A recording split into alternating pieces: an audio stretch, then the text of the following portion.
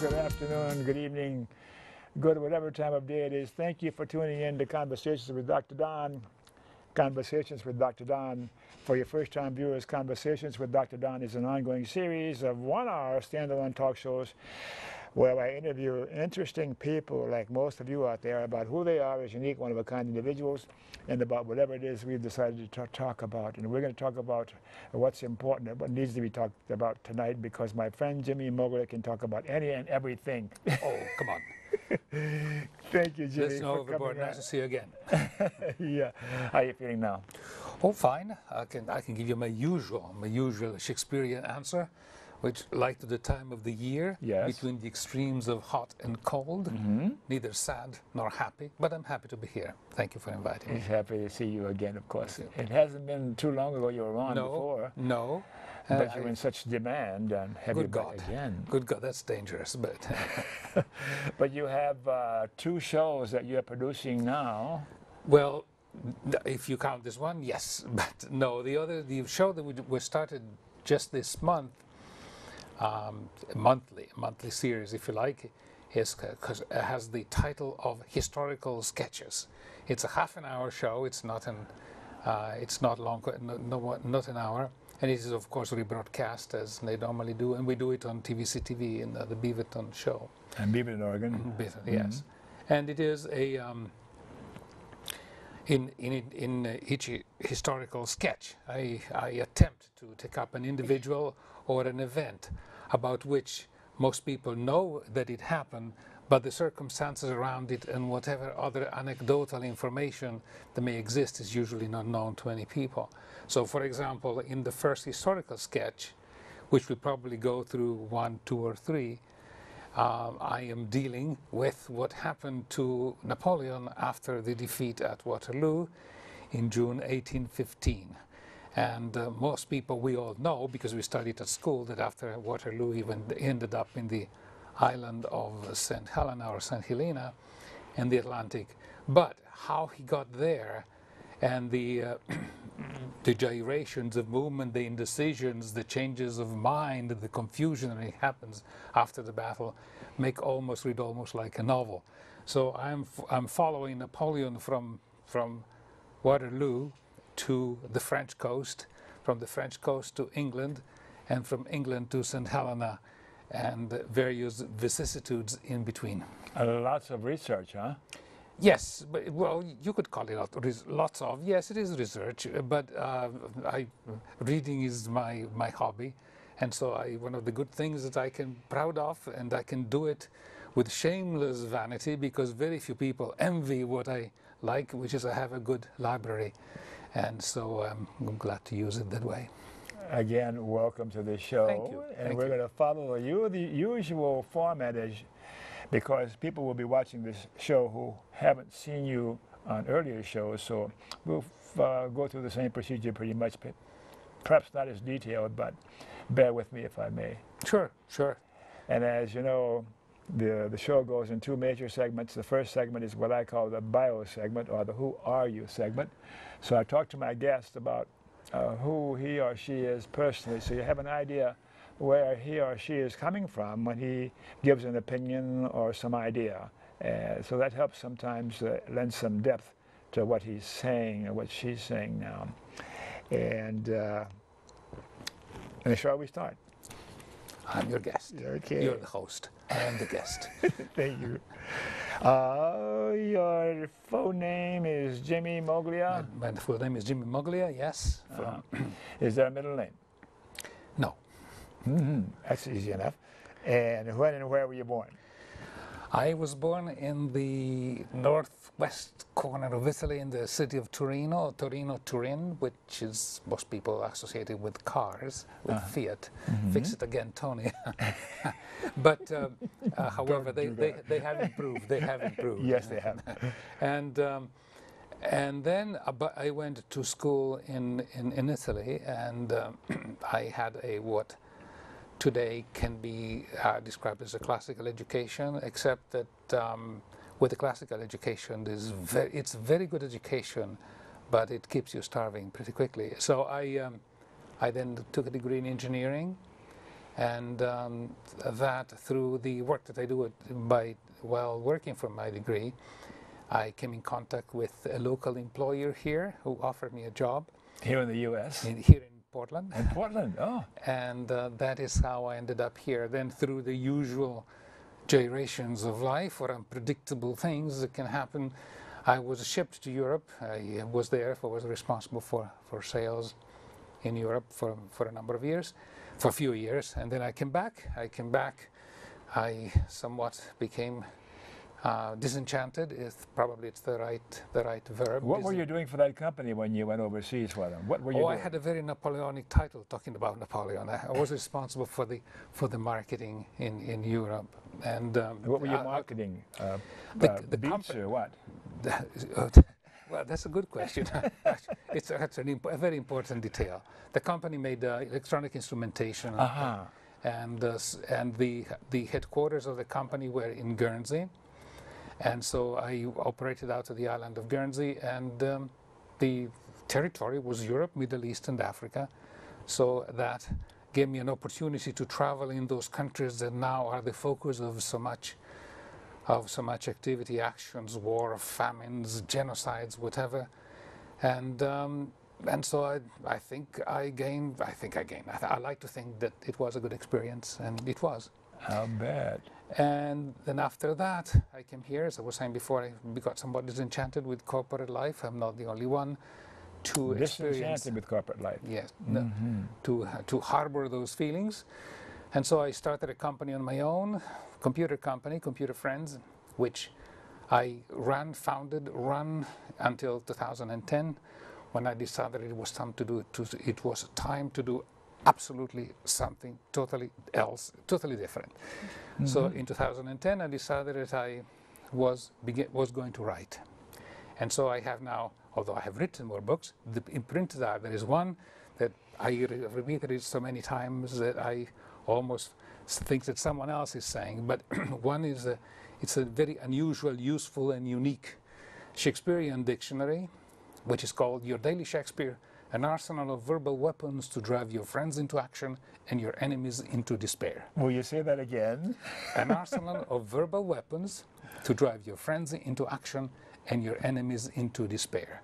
And it's this moniker, the subtitle, is true because Shakespeare has a huge amount of humor. There is much humor in Shakespeare, and the format of the dictionary is designed for people who want to use it as a speaking tool, as a research tool, as an inspiration for writings of any type, including technical writings.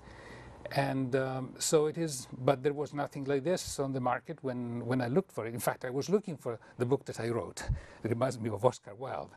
If I want to read a good book, I'll write it. But that was a bit too much. But so not being that book, I decided to write it. It was a long undertaking. I had started it before, while I was still working. Actually, and it's huge. How thick is it? It has a Bible-like appearance. It's 1,400 pages in double column, and with an analytical index of over 10,000 items.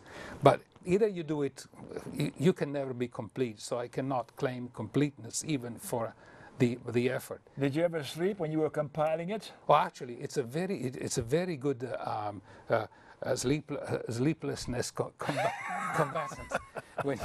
However, remedy for sleeplessness. But the challenge was to create a format that would be useful for people. So now when somebody has bought the book and writes me an email or calls me and says, "I have to thank you because I found you that useful," it makes me a little glad for what I did.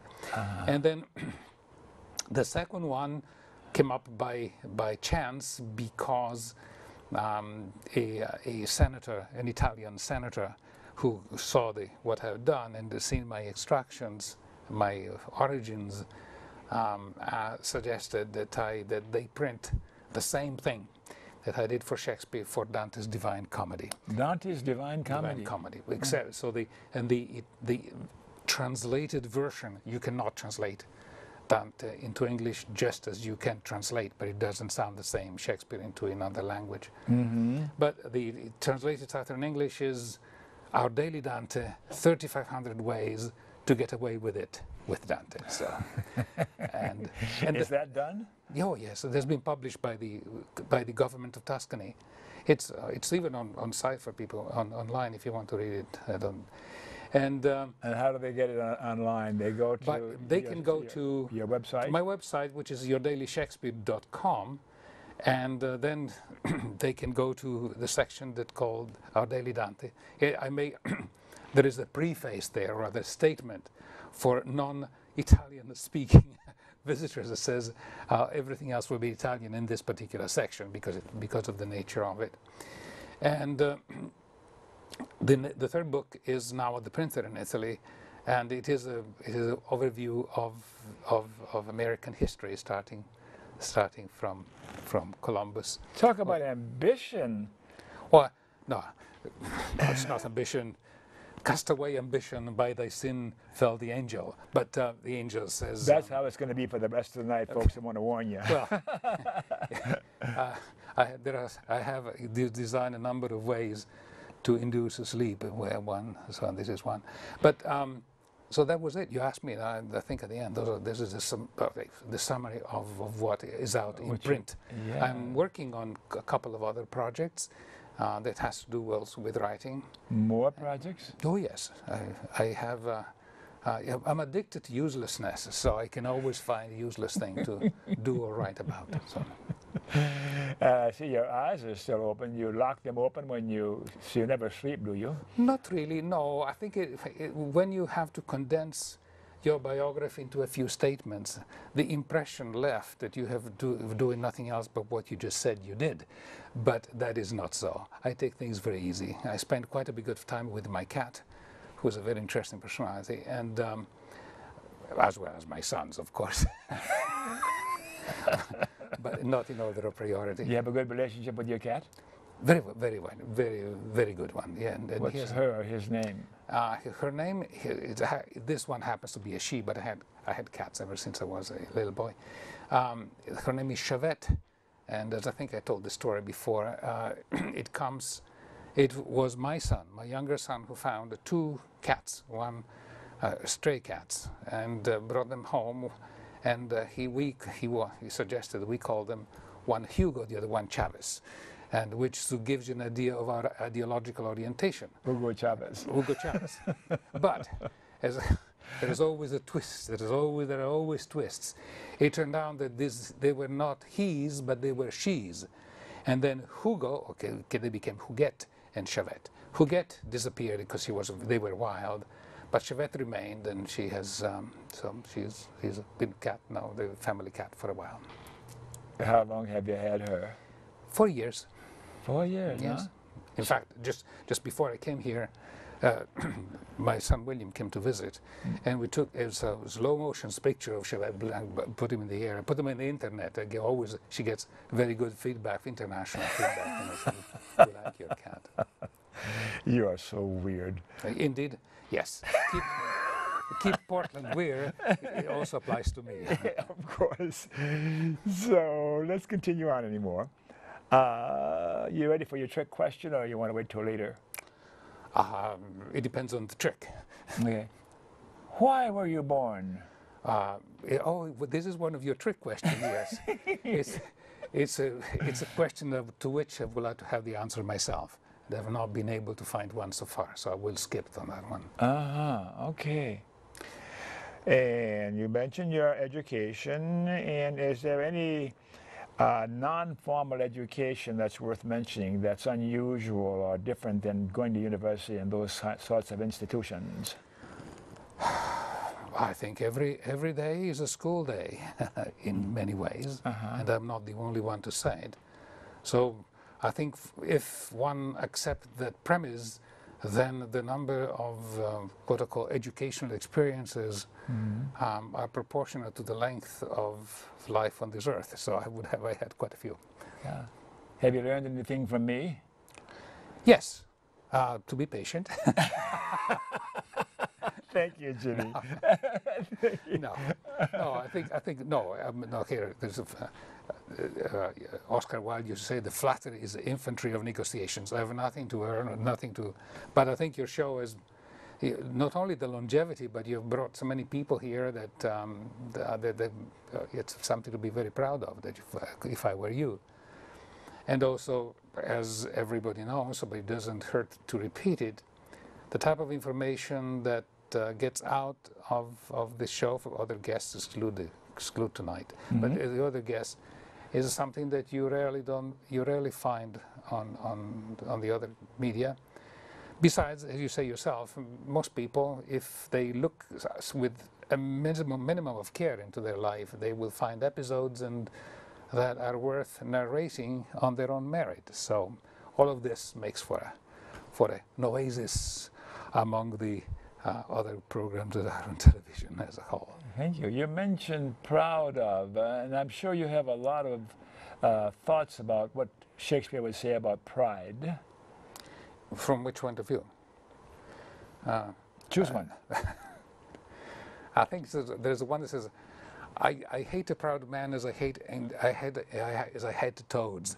No, but because pride is a concept that lends itself to many interpretations. So if you have pride because I'm proud because it is me, I think it's not very cheap. Well, besides, the borderline between pride and vanity is not exactly defined.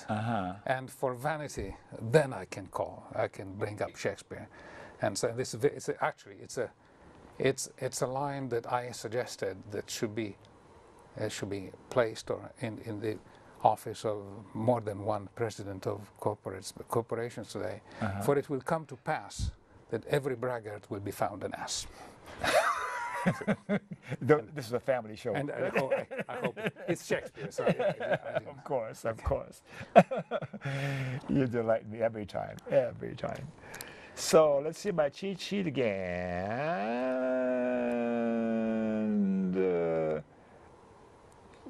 Your political persuasion, is there anything unique and different about your political persuasion that's not in the mainstream? Again, this is it's almost like the business of religion. You can be spiritual without being religious. And so you can be interested in politics without belonging to any particular strain, label, flag, or orientation. And that is what I am.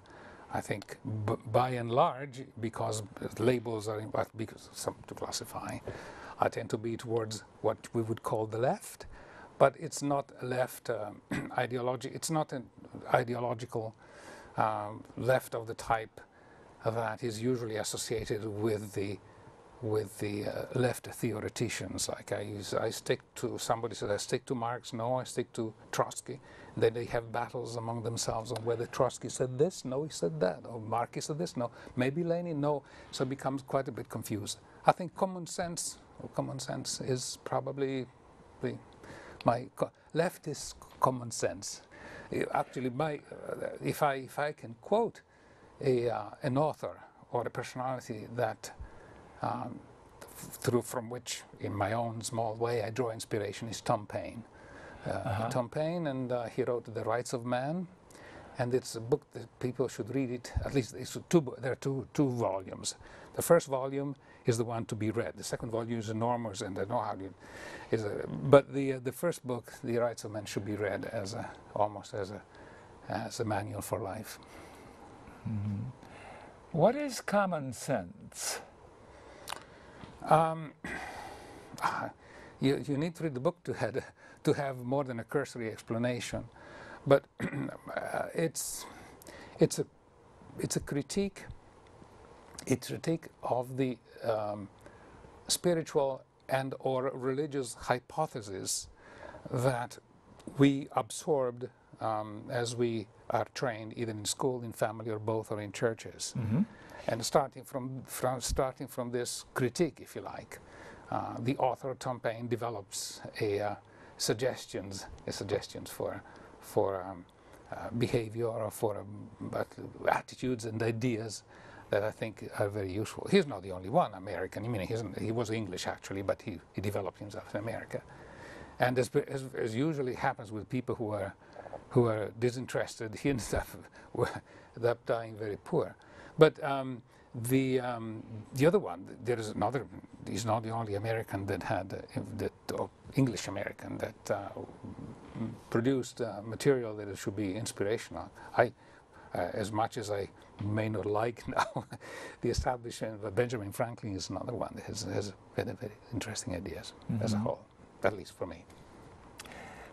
You're so interesting to talk with. You provoke such curiosity and such questions from me. Curiosity is the mother of progress. Religion. We didn't talk about religion at all. Did you ever have a religion? Yes. And do you have one now? I was, without me being able to do anything about it, I was baptized. And so I grew up a Catholic. Been there, done that. Oh, yes. I served Mass. But I'm not regretted now because it was through the serving of Mass that I did two things. One, I learned Latin, which is today, as I said, it turned out to be absolutely useless, usually in many ways, but it gives you a good feel for the etymology, for the root of words. That's perfect. You beat me now. And the other, well, one is, I lost my train of thought, but one is no problem. One is the interest. The other thing is interest in music, and because of the interest in music because I was part of choirs and so forth, I at one point decided I would like to play, and so when I was young, from 18 to 28, I played, and I maintained myself playing. What did you play? The guitar, and this is another story. We probably. I think we should go to that but another time. Of course. But you know, I was playing on cruises, and I was an entertainer, and I did a couple of things. It all started because I started singing, and so, but then it was in church. So I owe those two things. I owed in a sense to my quote-unquote religious upbringing. What a rich life you have had till this point in time. We all have rich lives. It's just a question of how you describe it. Would you say, without this term labels troubles me sometimes, because I will describe myself with a certain word or a certain phrase, and people will say you're labeling yourself. Well, how if I don't talk about myself in some way that makes sense, it doesn't invite you to label me and say that's what I am totally. I lost my train of thought just now.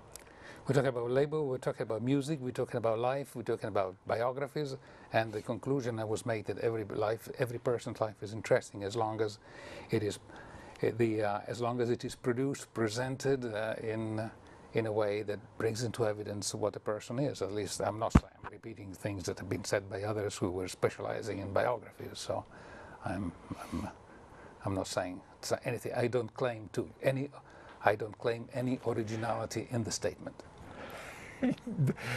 Does your head ever hurt? Your mind is incredible. That's a compliment. I don't know how to take that.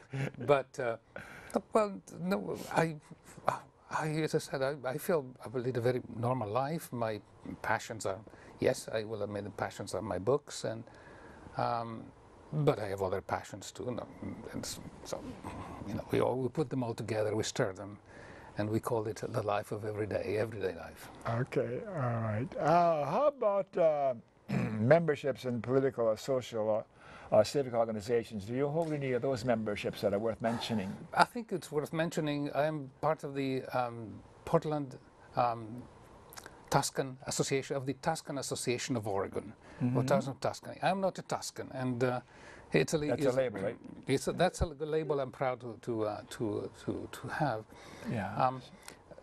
Italy, regrettably, television now has made everything uniform, and everybody even speaks pidgin English too. But Italy is a mosaic of very different people with different languages. There are 24 original languages. 24. So, and plus the derivations, and so because of the historical background, they are all interested. Of course, Tuscany comes to be number one because it's the one whose dialect inspired the Italian language. And it is also one of the, it's a very beautiful, it's almost like a jewel box of art, you know, wherever you go is something beautiful. So the idea of the association is to have monthly meetings during which there are presentations made, and there are also some good food, there's good conviviality. And for example, just last Sunday, there was last meeting, there was the professor from the Clark College in Washington came to give us information about the Sistine Chapel, the Michelangelo's. There's a lot of information which I thought was interesting and anecdotal interesting, as well as a good analysis of the symbolism and everything, and then all the other aspects of the work by Michelangelo that I thought were interesting in their own merit. So Tuscany is in northern Italy? Tuscany, yeah, it's the last northern region before the central Italy, which would be Rome, the Lazio. But of course, it's the home of the Etruscans, it's the home of Dante, it's the home of Giotto, it's the home of Michelangelo, it's the home of Raphael, and you put them all there, and then there are just a few. The list would be longer than we even have time for your show. Yeah. And we talked about any persons from the past.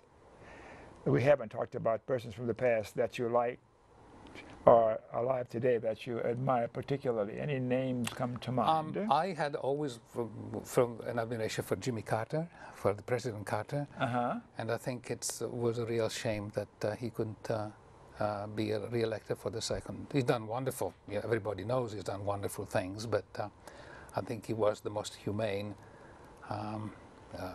president that this country has had for a long time. Yes. So with that, maybe we should take a break and then come back and talk about what's important going on nowadays, or what we should be discussing. Very well, very well. Mr. Director, can we take a break?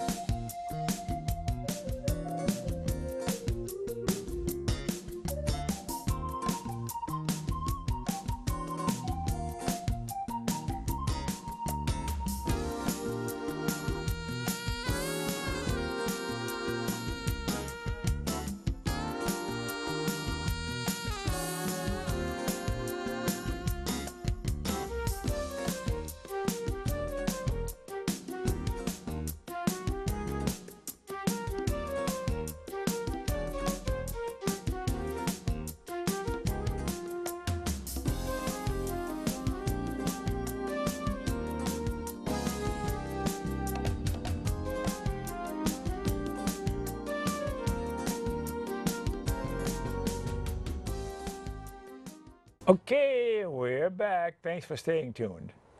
And for you viewers who missed the opening of the show, Conversations with Dr. Don that you're watching is an ongoing series of 1-hour standalone talk shows where I interview interesting people like most of you out there, and like my friend Jimmie Moglia, tonight's guest, about who he is and whatever else we've decided to talk about. We've been talking about you and your life until this moment, and now we're going to talk about other things. I am totally in favor of it.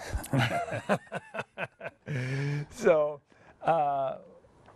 what's important nowadays that we can have a discussion about that the viewers would appreciate, you think? Well, one of the dilemmas of today, there is so much to talk about that you almost have the embarrassment of the choice, and to deal with any subject with a measure of depth, you know, depth with the lowercase d, is almost impossible in a short time. However, the choice is there, and you asked me what to talk about. I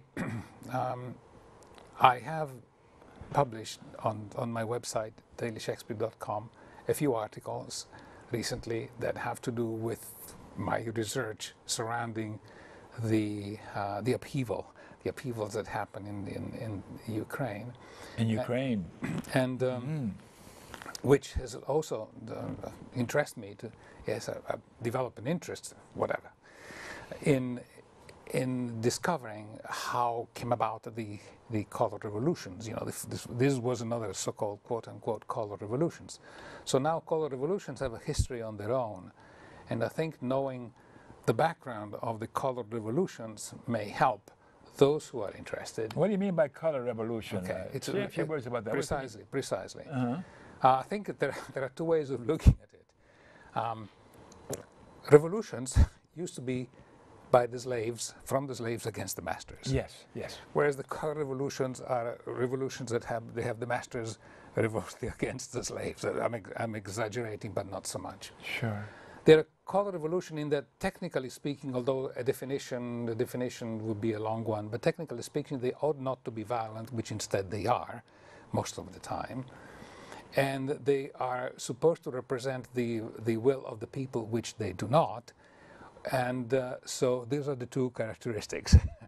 And in number three, they are one of the characteristics, or perhaps the most important, is they are fomented by rabid, quite strong, forceful, and very well financed support from the outside. From the outside? Yes. And so, which color revolution we're talking about now? Well, let's talk. We'll be as brief as possible, and you interrupt me because monologues are never very nice. But the first color revolution is not very well known. Was the Tiananmen Square event in 1989, whatever it happened in the 90s. Yes.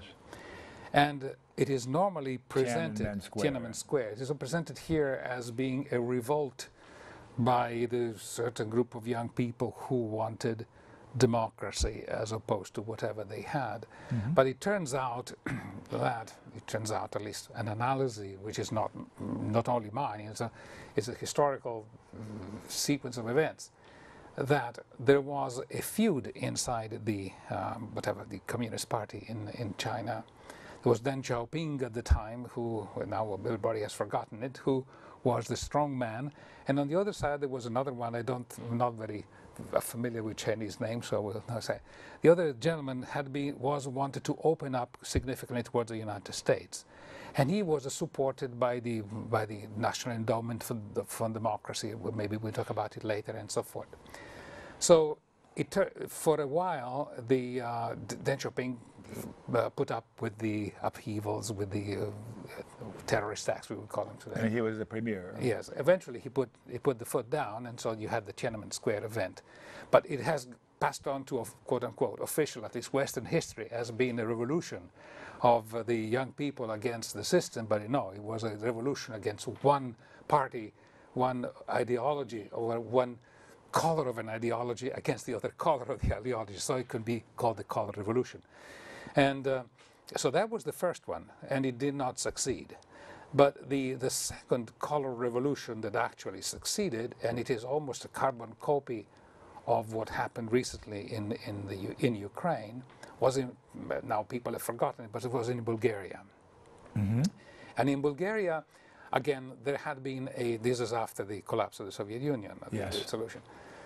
There had been an election with a president who was elected. The elections were vetted as being properly conducted with no fraud and everything else. So he was elected by the majority. But he had leanings towards Moscow, where were the previous people, then instead of having leanings towards the West. So at the time was James Baker, who was the McCain of today's. James Baker went there and started having demonstrations, speeches in public, etc., saying you have the wrong government and things like this. So, to make it short, again, there was a group of people who camped in the main square in Sofia, and they started doing the same thing they did now in Ukraine with Yanukovych, wherever he was. What was Baker's motive for doing that? Was Baker's motive to change the government in such a way that they would support completely the it's difficult to find the name without being insulting. But I wouldn't call it annexation. The political adherence to the dictates of wherever it came from. It could be United States, NATO, Europe, NATO, whatever you want to say. So that was a color revolution, which was, I remember the color, which was pretty violent. There was some violent, not as much as here.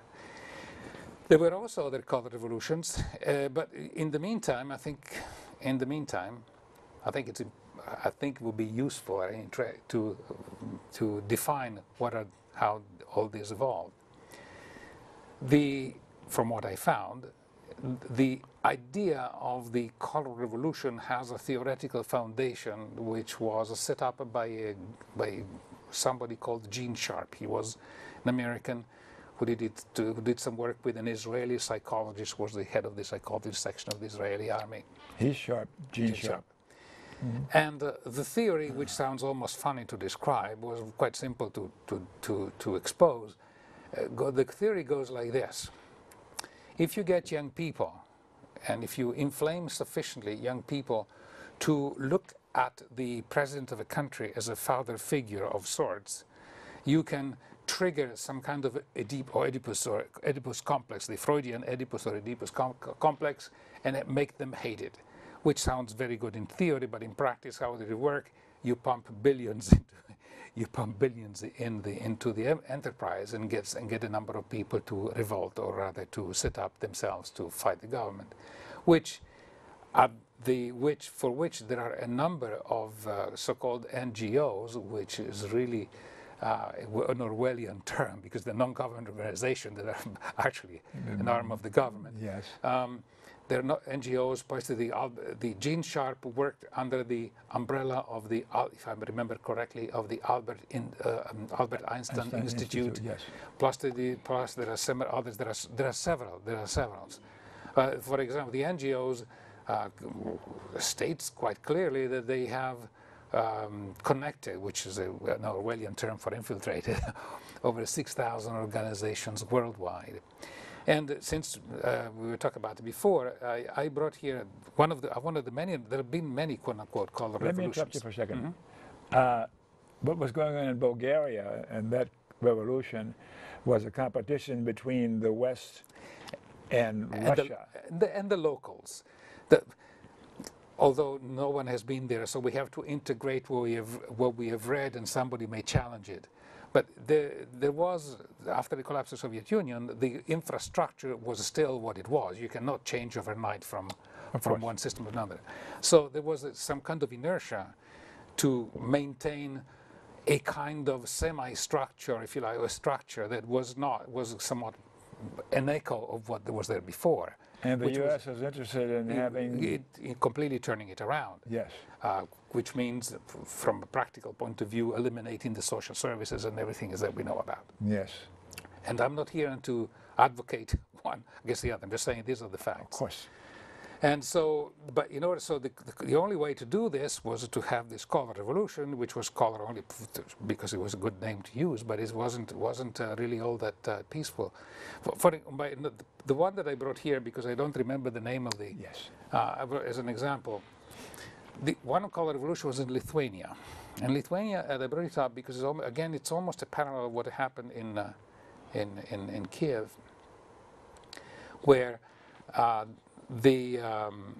there was an upheaval. There were sharpshooters on the roofs that killed 22 Lithuanians. How many they were, and the media or the story has been that those people were killed by the Russians who were trying to be genocidal against the Lithuanian.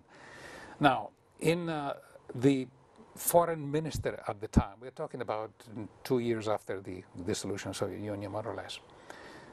I don't remember, I cannot pronounce his last name, of the foreign minister of Lithuania. Yes. But in 2001, he gave an interview to a magazine, and I have the English text, of course, I have to take it, this is a translation from a magazine, and he said as follows, okay? He said, that is not very long. I cannot justify my actions to the relatives of the victims, but I can justify them to history. because those dead shook violently the two crucial bastions of Soviet power, the army and the KGB. Excuse me. We were able to discredit them. I state this clearly. It was I who planned all that happened. I had worked for a long time at the Einstein Institute together with Professor Gene Sharp. At the time, Gene Sharp was working on how to organize what he called civil defense, quote unquote, or rather, how to wage a psychological war. Yes, we planned the way to put the Russian army in a difficult position, to force every Russian officer to be ashamed of himself. It was a psychological war. If we had declared a proper war, we could not have won. Of course. But by shifting the battle to the plane of the psychological conflict, I won. Meaning he won at the expense of the 22 Lithuanians killed for their freedom by other Lithuanians, which is apparently is what happened in Kiev now. You know, those sharpshooters were not the Ukrainians, were part of the Color Revolution. So Lithuania, there was a competition again. Between which sides? Between the local side, which we had not completely changed in a year or two from the structure of the previous Soviet Union, yes, and the forces that wanted to impose the new neoliberal, if you like, or if you like, you call it Project for New American Century politics or establishment they want to set up. From the West, so there was a West, competition, bottom line. Yeah. So that's So you want to continue on with Kiev? Well, what seems to have happened in Kiev is that the media has portrayed, as you've heard it, well, we all heard it almost endlessly, has portrayed that this was a revolution started by people who were fed up with the corrupt government. It was corrupt, I don't think anybody hasn't questioned it, but in reality, this was fomented. It was very well organized in following the principle of Gene Sharp and everything else. But I think on this, there is one aspect of this which I think has not been, of course, underlined or underscored or brought into evidence by the media. You could not expect that. We all know, we have heard that back in November, this particular, what was her name, Under-Secretary of State, Victoria Nuland. Yes. Had a conference in one of these groups in Washington. Said we spent, and there was a historical sentence in my opinion. We spent $5 billion to make sure that Ukraine has the future she deserves. And it's a historical phrase, in my opinion, because here it is, the future of the Ukrainian does not depend on the Ukrainians, but depends on Victoria Nuland and whoever they did. And who she speaks for. And who she speaks for. So that is significant. And the other thing that they did, and there's another parallel, I don't know if we'll have time, but we'll get to it. There's another parallel, because with this 9 billion, with this 5 billion, excuse me, they bought the professors, they bought the press. You can do pretty much with 5 billion. So they prepared the base for the quote unquote the American dream. So it was very well organized from the beginning. And to give you finally, I think the most amusing part of this, in this tragedy, if you like, was that the beautiful conversation that was intercepted between Victoria Nuland and the ambassador in Kiev, where they decided who should go into the new government. And they even get to the point of giving poodle-like names to the appointees. Yahtzee was one and Klitsch was the other, which is the name of a poodle, which perfectly reflects the nature of the relationship, you know. So here you have a case, which is pretty obvious, of total interference from the outside. From the outside being the U.S.? The U.S., they call it NATO, but NATO is... NATO is a branch of U.S. imperialism. So that is, I think that would pretty much this is what we can say about the color revolutions in order not to make it a massive conversation. But there were color revolutions that most people have not heard about. For example, in Kyrgyzstan, well, almost the same thing happened. You had an elected president, and then there was an upheaval. They changed the president. He sold whatever to the Americans, still the resources that he had. There are now American bases all over Central Asia, in Kyrgyzstan and Bichek. American bases? American bases, Oh, yes. yeah. And so what are they trying to do? Encircle the former Soviet Union or Russia? That is a question that they have to answer. What's your opinion? Or your impression or something?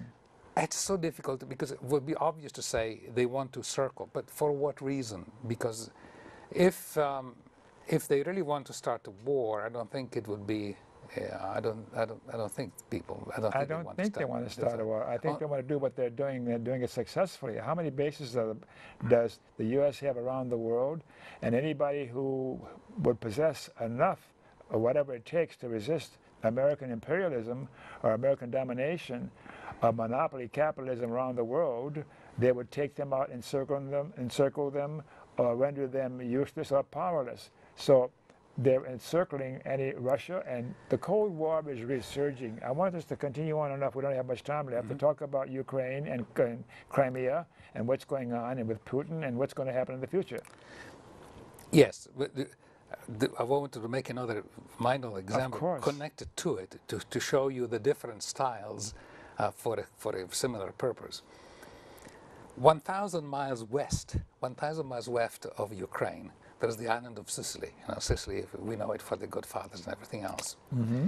And right in the middle of Sicily, there is a radar station, which is a U.S. radar station. People do not realize this, but just in Italy, the U.S. have 114 military offices, between bases and military offices. Today? Today. And one of these is in Sicily, in the middle of Sicily, among the orange groves, so to speak. And groves. And so recently, it's already a large radar station. They want to double in an expansion. Why? Why they want to double the size? National security, okay? Defense. National security? Who's security? Who's national security? That's a question that we should ask someone else. However, this is what do you think? I think it's very obvious that there's a lot of money to be made in the military. And so it's somebody likes, well, we have to have this to defend ourselves against the goat herders in Libya, so it's very important to have it. And so, which reminds me, they spent $5 billion in Kiev in order to buy the people, and nobody knew about it. Were it not for it had come up now from. Who's there you're talking about who spent this money? Victoria Nuland in November made this conference saying we've spent $5 billion. Okay. And most people didn't know about it, but at the same time, there was a hotly debated and very public debate in Congress to reduce by $8 billion the food stamps for the starving poor. So it gives you a proportion of what is happening. So there's a lot of money to be made. So that would be the idea. But going back to the raiders among the orange groves, it so happens the local high school. It's a medium-sized town. They started complaining and demonstrating and going to the base. And all this led by a professor of physics who maintains and showing the information, maintains that it was very dangerous to people, also because these big, huge, expanded dishes, rather than being sent to the sky, they're going halfway, 45 degrees. Don't ask me why. But anyway, this was the situation. So the information, the opinion is not conclusive, but certainly I would prefer not to be in the in the range of this huge electromagnetic field. So they made demonstrations, etc. So now the U.S. has come in and has invited anybody of the students in the school to go to Hawaii to visit the station, all expenses paid, the trip paid and everything. All they have to do is to make a video on themselves explaining why they want to go and fill some forms. To show them in Hawaii how safe it is.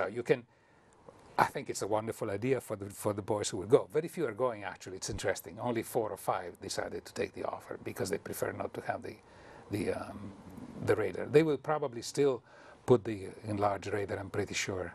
But it shows that there is some resistance, local resistance against this mode of operation that, however, is local, and at the moment it doesn't have much traction. So back to Kiev and Ukraine and Crimea, we've got about 5 or 6 minutes left. and what's going on with Russia and Putin is saying, no, we want to have a warm water base for our fleet, and we want Crimea to come back to Russia. And our administration in our country now is saying awful, terrible things about what Russia's doing. Yeah. What do you think is going on there? I think you can judge. We all know what is happening because they clearly wanted to do it. They wanted to surround Russia. They wanted to put NATO there or whatever. But it is interesting. I think it is very symptomatic and symbolic. The difference in language between the American side and the Russian side. Mm-hmm. The American. I don't know whether it's done on purpose or not. They express themselves in such a way as almost wanting the world to ask, just a second, who are you? What does it entitle you to make these affirmations? You know, we all know it. They went to Iraq and it's been destroyed. They went to Afghanistan. American exceptionalism. I'm an American, and I know what's best for you and the world, yes, and civilization and the whole damn thing. But it would not take a tremendous amount of deductive power to say that that's a position that it doesn't fly very well, except with those that are paid in order to maintain it, as it happened in Crimea, in Ukraine. So I say that is a symbolic of what happened. We never know what is happening. I don't think there will be a war. And they will probably, the current administration will probably do everything possible to destabilize the... How did World War I happen? Didn't we have some of the situations occurring with a small little principality or a small little government that started the whole motion toward things occurring such that we ended up in a world war? I believe that there is probably a 30% chance now that this will escalate into World War III. That's my own personal opinion. Possibly, nobody knows. But the great difference at the time is that what is called public, even though very few people follow in detail what is happening, there is a certain overall feeling that the whole thing is a setup, even probably among the most rabid neoconservatives, they realize this. So the overall, the mood of the people would not probably support a war, and the moment they would get close to it, there will probably the moment where the people would arise, the famous revolution that never will happen or never will. But that would be what would trigger people to say, no, just a second, because it's not. And at least that is what I hope, you know. We disagree on that, and it makes me sad. It's scary for me, and a lot of people I know who are legitimate Americans who happen to be leftists think that where America is pushing this thing too darn far, and there's a possibility, however, whatever size it is, that this can lead to a major conflagration, if not a world war, then a conflagration of the entire area. We can only surmise this, so we cannot be sure. Of course. Had it been just the Soviet Union and the West, you would say yes. But now, even Russia, even the economic interests of Russia, of at least those oligarchs who stole what happened when stole what was there to be stolen at the end of the Soviet Union, they have various large interests intertwined with the West, so it would not be in their mutual interest to destroy each other. At least, I'd like to think so, anyway. So what's going to happen now in the next year or two with Crimea and Putin and... they may try to do away with Putin, of course. That will probably be a good feat. You know, we tried already. They tried in the Soviet Union before, you know, and then during and afterwards. That's why Putin, at least the Russians, threw away the NGOs, because it's, you know, we cannot have them anymore. But they will try to undo him, because it will probably be the easiest way. But I don't think that in Ukraine... Who's the they you're talking about? They will try to undo him. All these good, the Albert Einstein Institute, the Project for the American Century, the West, yes, the West, and plus any other. There are so many organizations there. There are time dozens. So there are hundreds. We are about out of time. I want you to look at the camera and I'm looking at the tell camera. the viewers Yes. what it is you want to leave them with, your thoughts, your message, your thought, whatever else. My messages are not much more worthy than the air used to explain them, to tell them. But if viewers are interested, I suggest that they go to yourdailyshakespeare.com, where what I attempted to summarize here with the help of Don is described in a little bit greater detail. And if they have any comments, they can also leave them there. And they can, as I said, they can also watch the first historical sketch of the new program, if they are so inclined, and if they really need some medicine for insomnia. Thank you, Jimmie, for coming on again. And now let's talk about some public service announcements, as we usually do, Mr. E, Mr. Director.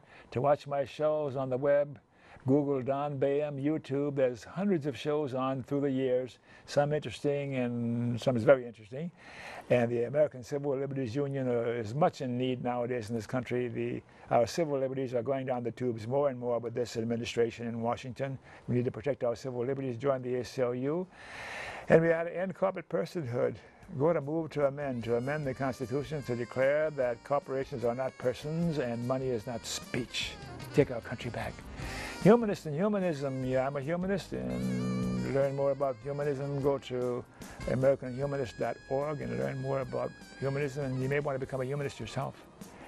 To learn more about the Alliance for Democracy, there's the website to learn more about the Alliance for Democracy. If you want to learn more about this wonderful organization that works very hard to make America be responsive to its ideals and its ideas in the Constitution.